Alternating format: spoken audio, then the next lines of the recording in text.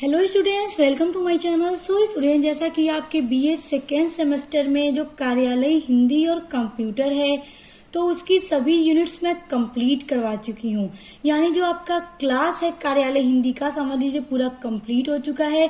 और मैं लगातार आपके कार्यालय हिंदी और कंप्यूटर के जो भी इम्पोर्टेंट टॉपिक हैं उन सब पर वीडियोस डाल रही हूँ, क्योंकि मैं चाहती हूँ कि आपके कार्यालय हिंदी और कंप्यूटर का कोई भी टॉपिक न छूटे, क्योंकि किसी भी टॉपिक से आपका क्वेश्चन एग्जाम में पूछ सकता है।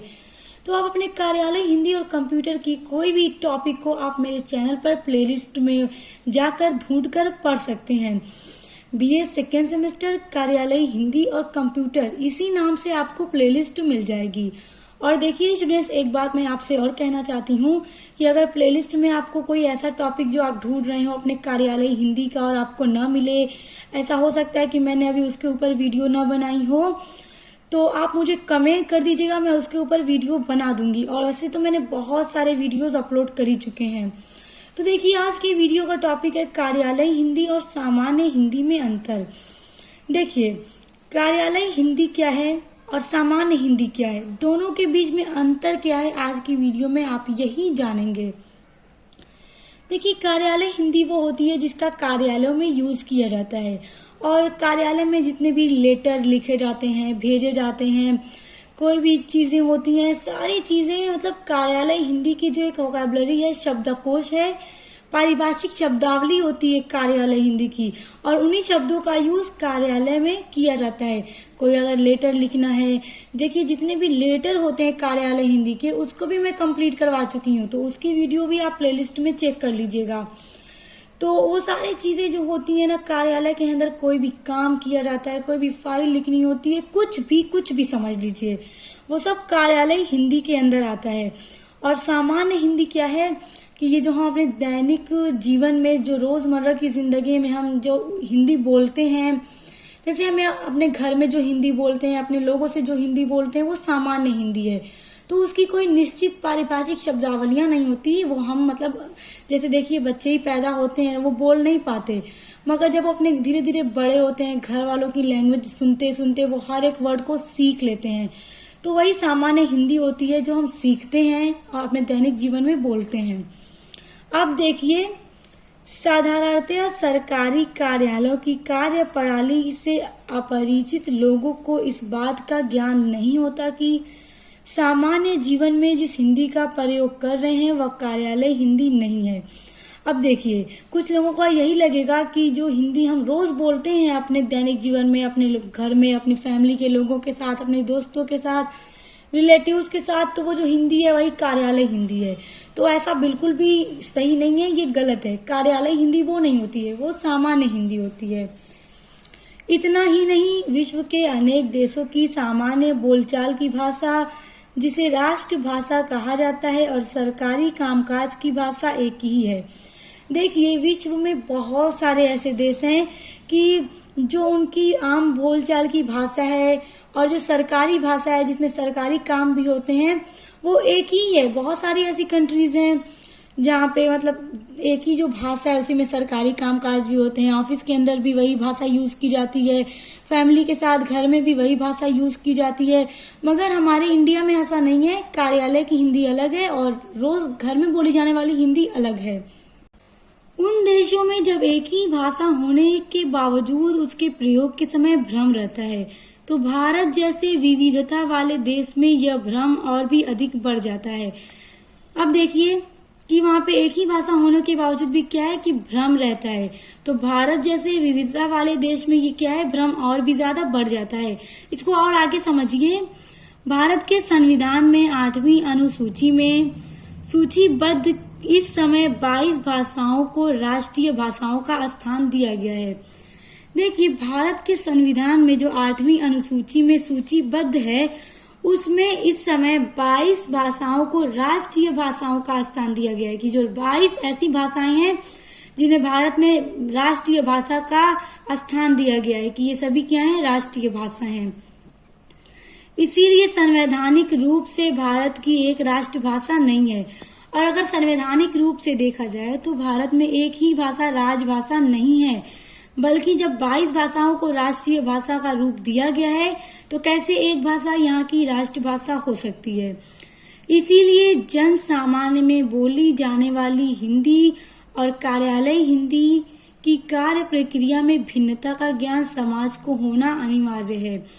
अब देखिए, जो रोज बोले जाने वाली हमारी सामान्य हिंदी है और जो ऑफिस में यूज की जाने वाली ऑफिशियल हिंदी है, कार्यालय हिंदी है, इन दोनों के बीच में क्या डिफरेंस है, क्या अंतर बनता है, वो समाज के लोगों को बहुत जरूरी है इस बात का जानना, वरना लोग दोनों को एक ही हिंदी समझते हैं। देखिए, हिंदी ये भी है, हिंदी वो भी है, कार्यालय हिंदी भी एक हिंदी ही है, वो भी अ आ क ख ग घ से ही बनी हिंदी है, और जो सामान्य हिंदी है वो भी इसी व्याकरण से बनी हुई हिंदी है, मगर फिर भी दोनों के बीच में अंतर है, और वो अंतर क्या है वही आज आप जानेंगे। वैसे तो सामान्य हिंदी भाषा और कार्यालय हिंदी में आपसी संबंध एकात्मक है। संबंध क्या है कि वही दोनों के व्याकरण जो हैं एक ही हैं, मगर दोनों के अलग अलग वोकैबुलरी हैं। इन दोनों की भाषा की संरचना या व्याकरण का आधार एक ही है। अब देखिए, क्या ये जो कार्यालय हिंदी है उसमें अ आ जो है, क क ज्ञ जो क से ज्ञ तक है, अ से अंग तक है, क्या उसका यूज कार्यालय हिंदी में नहीं है? बिल्कुल है। उन्हीं व्याकरण से तो कार्यालय हिंदी भी बनी है और उन्हीं व्याकरण से सामान्य हिंदी भी बनी है, तो उन दोनों के बीच में ये चीज तो कॉमन है। सामान्य हिंदी का मौखिक रूप भले ही व्याकरण सम्मत न हो, लेकिन सामान्य हिंदी का लिखित रूप मूलतः व्याकरण के आधार पर ही निर्धारित किया जाता है। उसी तरह कार्यालय हिंदी का स्वरूप भी सामान्य हिंदी की तरह ही व्याकरण सम्मत होता है, यानी दोनों एक जैसे व्याकरण से बनी ही हिंदी है, बस दोनों में क्या डिफरेंस है उसको अभी देखिए। किसी भी भाषा की संरचना व उसकी मानकता का आधार बिंदु एक ही होता है। बिल्कुल सही बात है। देखिए, अब हिंदी ये है तो दोनों तो सेम व्याकरण से बनी है, दोनों का आधार, दोनों का बिंदु सेम है, लेकिन वाक्य संरचना और प्रयोग की दृष्टि से कई बार दोनों में बहुत अंतर आ जाता है। अब देखिए, जो कार्यालय हिंदी है हम उसका यूज अपने घर पर तो नहीं करेंगे, बिल्कुल नहीं करेंगे। उसका यूज हम कब करेंगे? जब हम कार्यालय में होंगे, कोई सरकारी कार्यालय होगा, निजी कार्यालय होगा, अर्ध सरकारी कार्यालय होगा, सरकारी काम काज होंगे, उसमें हम कार्यालय हिंदी का प्रयोग करेंगे। सामान्य हिंदी और कार्यालय हिंदी में आपसी संबंध होने के बाद भी बहुत अंतर है, जिसे निम्न बिंदुओं द्वारा समझा जा सकता है। अब देखिए, पहला अंतर क्या है। सामान्य हिंदी समाज के अपने व्यवहार की भाषा है। इस भाषा का प्रयोग सामान्य नागरिक अपने दैनिक क्रियाकलापों में करता है। अब देखिए, सामान्य हिंदी क्या है? समाज में अपने व्यवहार की भाषा है। हम कोई भी व्यवहार करते हैं, किसी से बातचीत करते हैं। देखिए, जब आप भी अपने घर में किसी से बात करते हैं, यानी घर में आप जो भी भाषा रोज बोल रहे हैं वो क्या है? वो सामान्य हिंदी है। आप कार्यालय हिंदी अपने घर में नहीं बोलते हैं। और देखिए, सामान्य नागरिक अपने दैनिक क्रियाकलापों में जो यूज करता है वो क्या है? वो सामान्य हिंदी है। उसके लिए यह संप्रेषण की भाषा है। संप्रेषण का मतलब कम्युनिकेशन करना, बातचीत करना, किसी से अपनी कोई बात कहना, किसी की बात सुनना, ये सब सामान्य हिंदी है। अपनी अभिव्यक्ति को सहज रूप से संप्रेषित करने के लिए समाज सामान्य हिंदी की सरल शब्दावली का चयन करता है। अपनी अभिव्यक्ति को सहज रूप से प्रेषित करने के लिए, यानी अपनी कोई बात, अपनी फीलिंग्स, अपनी भावनाओं को दूसरों तक पहुंचाने के लिए समाज के जो लोग जिस शब्दावली का चयन करते हैं वो सामान्य हिंदी की सरल शब्दावली होती है, जिसमें वह अन्य भाषाओं या बोलियों के शब्दों की सहजता से ग्रहण कर लेता है। जबकि कार्यालय हिंदी शासक वर्ग की भाषा है। इसका प्रयोग सरकारी, अर्ध सरकारी और अन्य क्षेत्रों में किया जाता है। सामान्यतः कार्यालय में सरकार के विभागीय कार्यवृत्ति का विवरण ही होता है। देखिए, कार्यालय में सरकार के जो विभाग होते हैं उनके कार्यवृत्ति का विवरण होता है। जितना भी हमें डिपार्टमेंट के अंदर कोई विवरण तैयार करना है, कोई लेटर लिखना है, कोई लेटर भेजना है, सब कार्यालय हिंदी की जो भाषा है उसमें लिखा जाता है। सरकार द्वारा उचित दिशा निर्देशों को जारी करना, विभिन्न सरकारी नियमों को सर्वमान्य संज्ञा देना, विनिमय बनाना, मंत्रालयों के बीच संवाद करना, विभागों के मध्य संपर्क स्थापित करना आदि कार्य किसी भी सरकारी कार्यालय में होते हैं। आप देखिए अब ये जितने भी कार्य हैं, कोई विनिमय बनाना, मंत्रालयों के बीच मतलब संवाद करना, बातचीत करना, कोई सरकार के द्वारा कोई निर्देश जारी करना, ये सब कार्यालय हिंदी के द्वारा किया जाता है, ना कि सामान्य हिंदी के द्वारा। तो इस तरह आप लोग देख सकते हैं कि सामान्य हिंदी और कार्यालय हिंदी में कितना ज्यादा डिफरेंस है।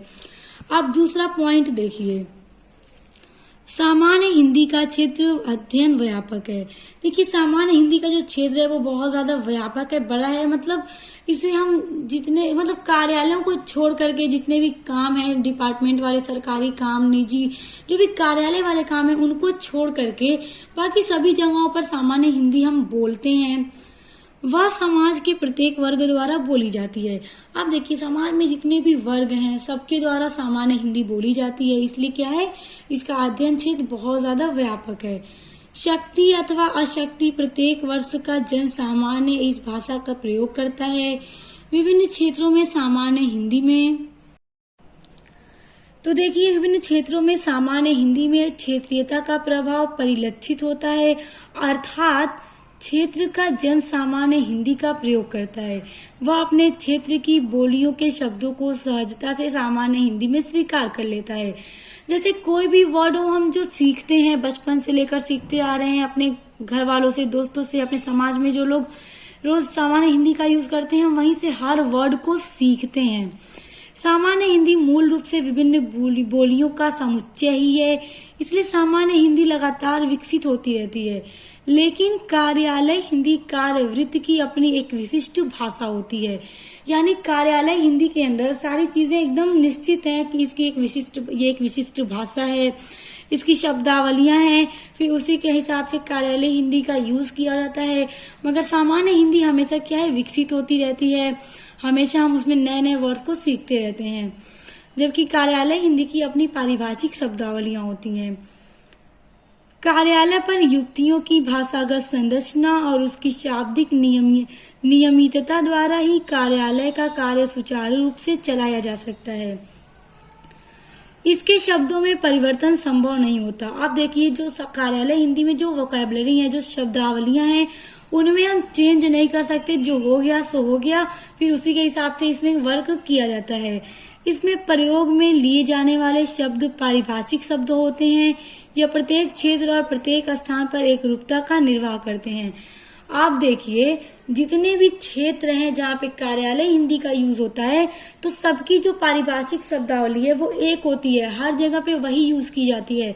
मगर सामान्य हिंदी जो है, देखिए हिंदी में जो बोली जाती है, अगर हम देखें एक समाज में भी हिंदी बोली जाती है, मगर कुछ वर्ड्स को वो दूसरी तरह से बोलते हैं और वही वर्ड्स दूसरे समाज में सामान्य हिंदी में दूसरी तरह से बोलते हैं। दोनों का मतलब एक ही होता है, मगर अपनी अपनी भाषा होती है अलग अलग। और कार्यालय हिंदी में जो एक वर्ड इस कार्यालय में यूज हो रहा है, वही दूसरी जगह भी यूज होता है। प्रत्येक क्षेत्र का सामान्य जन, चाहे उसकी अपनी क्षेत्र की कोई भी बोली क्यों न हो, वो कार्यालय हिंदी में उस बोली का प्रभाव नहीं ला सकता। इसीलिए प्रयोग की दृष्टि से कार्यालय हिंदी मानक होती है और सामान्य हिंदी अमानक होती है। अब देखिए तीसरा पॉइंट, सामान्य हिंदी का प्रयोग कोई भी सामाजिक कर सकता है। सामाजिक का मतलब किसी भी समाज में सामान्य हिंदी अपने रोज दैनिक जीवन में बोली जा सकती है, कोई भी यूज कर सकता है। वह अपने दैनिक कार्यों के अतिरिक्त पत्र व्यवहार में भी इसका प्रयोग कर सकता है। मान लीजिए अगर हमें अभी कोई लेटर लिख के अपने रिलेटिव्स में किसी को भी सेंड करना है, अपने दोस्त को सेंड करना है, तो हम दैनिक जीवन में अपने रोज की जिंदगी में जो हम सामान्य हिंदी बोल रहे हैं, तो उसी भाषा में हम लेटर लिखेंगे और भेज देंगे। वह सामान्य हिंदी को सुव्यवस्थित बनाते हुए उसमें साहित्य रचना भी कर सकता है। यानी अगर कोई, मैंने अभी आपको बताया, लेटर लिख के भेज रहा है जब, तो उसमें उस सामान्य हिंदी को बहुत अच्छे मैनर में, अच्छे वर्ड्स के साथ लिखेगा, उसमें साहित्य की रचना भी कर सकता है। ध्यातत्व है कि प्रत्येक सामान्य भाषा या बोली ही धीरे धीरे साहित्य की भाषा बन जाती है। साहित्य की भाषा की सामान्य हिंदी की तरह निरंतर परिवर्तनशील होती है। लेकिन जो साहित्य की भाषा है वो भी सामान्य हिंदी की तरह बदलती रहती है। लेकिन कार्यालय हिंदी अपरिवर्तनीय होती है, क्योंकि इसकी अपनी पारिभाषिक शब्दावलियां होती हैं जिसमें हम चेंज नहीं कर सकते। उसमें किसी एक शब्द के स्थान पर उनका पर्यायवाची शब्द नहीं रखा जा सकता।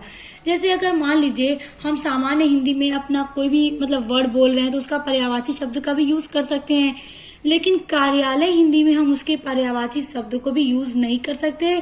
जो पारिभाषिक शब्दावली में है उसी को यूज करेंगे, इसलिए दोनों में अंतर आप देख सकते हैं। देखिए चौथा पॉइंट है, सामान्य हिंदी का प्रयोग पूरे राष्ट्र में बहुसंख्यक सामाजिकों द्वारा किया जाता है। यहाँ तक कि हिंदी भाषा प्रदेशों के लोग भी इस भाषा को जान समझ सकते हैं। यहाँ भाषा रहेगा, भाषा को जान समझ सकते हैं और आंशिक तौर पर संपर्क के लिए इसका प्रयोग भी करते हैं। देखिए पूरे देश में हर प्रदेश के लोग इस भाषा का यूज करते हैं, इस भाषा को आसानी से समझ जाते हैं, इसी भाषा में एक दूसरे से बातचीत करते हैं। लेकिन कार्यालय हिंदी में प्रयोक्ता बहुत ही कम होते हैं, क्योंकि जो लोग कार्यालय के अंदर काम करते हैं, जो वहाँ के अधिकारी हैं, जो वहाँ के कर्मचारी हैं, वही लोग इस भाषा का यूज अपने कार्यालय के अंदर करते हैं। और देखिए यहाँ पे कह रहा है कि कार्यालय की कार्य प्रणाली और पद्धति के अनुसार उसके प्रयोक्ता किसी भी क्षेत्र से संबंध होने पर, यानी मान लीजिए अगर कोई कार्यालय है उसमें जो काम करने वाले लोग हैं, अधिकारी हैं या फिर कर्मचारी हैं, वो किसी भी क्षेत्र से संबंधित हों, कहीं पर के रहने वाले हों, वो चाहे अपने घर परिवार में सामान्य भाषा ही क्यों न बोलते हों, लेकिन जब वो कार्यालय के अंदर आते हैं तब उन्हें सिर्फ और सिर्फ कार्यालय हिंदी का ही यूज करना होता है। उसके बाद देखिए पांचवा अंतर, सामान्य हिंदी पूर्णतः अनौपचारिक होती है और उस पर अन्य भाषाओं और बोली का प्रभाव सहज रूप से पड़ता है, इसलिए सामान्य हिंदी को उन्मुक्त और संवच्छ भाषा कहा जाता है। देखिए जो है ना, ये इनफॉर्मल लैंग्वेज होती है, हम किसी से भी इसमें बातचीत कर सकते हैं, अनौपचारिक होती है और इसमें ना अलग अलग जो भाषाएं हैं उसका प्रभाव पड़ता रहता है और इसके वर्ड्स में थोड़ा चेंजेस आते रहते हैं। थोड़ी थोड़ी दूरी पर सामान्य हिंदी में अपेक्षित परिवर्तन सहज रूप से दिखाई देता है। स्टूडेंट्स अगर हम देखें तो मान लीजिए कहीं का क्षेत्र है वहां पर भी हिंदी बोली जाती है और दूसरा एक क्षेत्र है वहां पर भी हिंदी बोली जाती है, तो आप देखेंगे दोनों जगहों पे हिंदी ही बोलेंगे, मगर जो उनके यूज करने का स्टाइल होता है थोड़ा चेंज होता है। आप लोग अगर मतलब ट्रेवल करते होंगे, कहीं कहीं गए होंगे, तो आप लोगों ने देखा होगा जो वर्ड आप यूज करते हैं दूसरे लोग उसी चीज को दूसरे वर्ड में कहेंगे, हिंदी ही बोलेंगे मगर दूसरे वर्ड में वो इन चीजों को यूज करेंगे। तो कहने का यही मतलब है।